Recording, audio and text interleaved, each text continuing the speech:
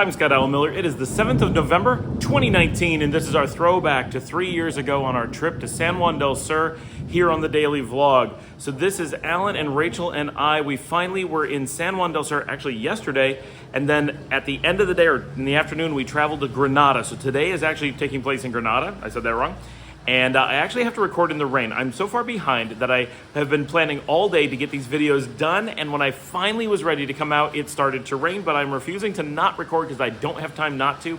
So I'm on the iPhone, and we're recording with that, which can handle the rain. I'm hoping the tripod doesn't get too wet, but that's what we have. So today is our first full day in Granada, and the first time that Alan or Rachel have been anywhere in Nicaragua other than San Juan del Sur. So this is a chance to get a completely different feel for Nicaragua, and it's exciting for me because this is the city that I used to live in, so I get to really show them around as opposed to just showing them Nicaragua in a general sense.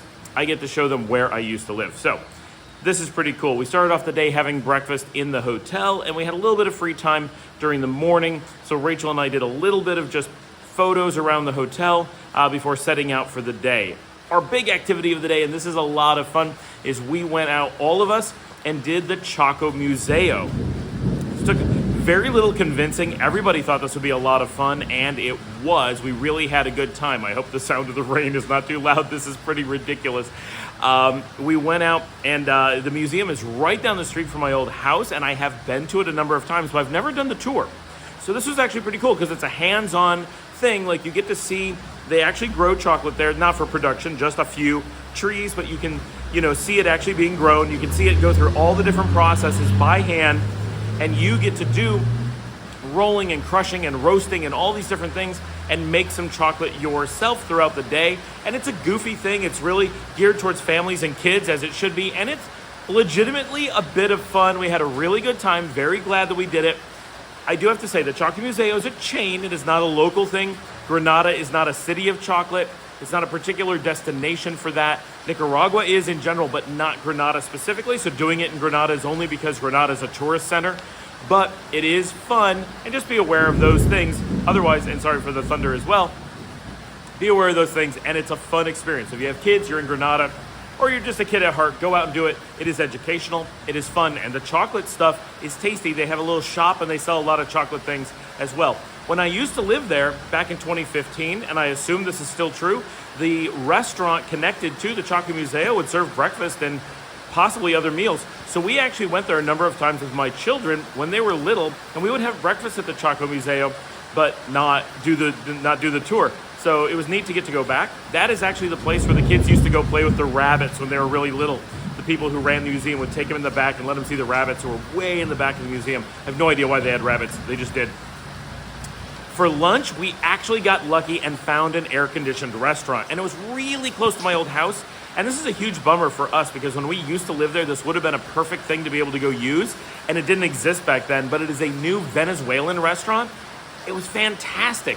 We stumbled on it, and it was air-conditioned, which of course Teeny has been hoping for the whole time we've been there. So as soon as we found it, I'm like, Venezuelan, we got to do this. And she's like, air conditioning, we got to do this. So it was a slam dunk for everyone. We went in, I took pictures of the menu, took pictures of the flags, sent them to Maggie, one of my best friends, and she is from Caracas. And so she's like, all right, this is what you got to order. Here's the things that aren't on the menu that I'm sure they have. Tell them you want this and that. And they were like thrilled that someone knew Venezuelan cuisine. We ordered a bunch of food, and it was fantastic. It was really delicious and different. And everybody really enjoyed it. It was really nice. And that it was air conditioned was just, it's such a nice break because Granada is a hot city and it doesn't have the breeze coming off the ocean like San Juan del Sur does. So getting the air conditioning at the height of the afternoon, really, really good thing. For the evening, we decided to go out to one of the fancy steak restaurants in town. And so we just went down. It's at the top of the strip right behind the cathedral and got really high-end steaks, which is a big deal. Alan is a big steak eater, as is Teeny. And Rachel likes them, but she's not like big thing into it. And they had salads, so that's what I got. Like, I don't care.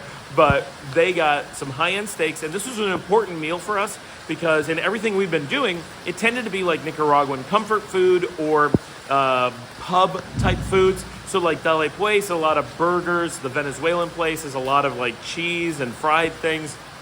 And pretty much the entire time it's been foods like that. This was a fancy restaurant and something that Alan and Teeny had not seen at all while we were in Nicaragua. So getting to see that Nicaragua does this, and these were all Nicaraguan cuts of Nicaraguan beef, and they were like, wow, this is really, really impressive that this is a kind of thing that they have, because they hadn't seen that yet. So that was really cool, and it was a wonderful restaurant. I had to record this later because I forgot to add this segment, but after dinner we went out for a walk in the pedestrian way again, and almost immediately ran into my friend from 2015 who had made bracelets for the girls and had hung out with us at a restaurant, and I had seen him one time. And he immediately recognized me, even though this was 4 years later, I guess exactly 4 years later, and took a picture with us on the street. And in the years since then, I've run into him a number of times. It's very funny. He knows me every time, the moment he sees me, even though years apart. And so we walked down and did some shopping and hung out and did the nighttime stuff there before going out for the evening. So it was a pretty cool day.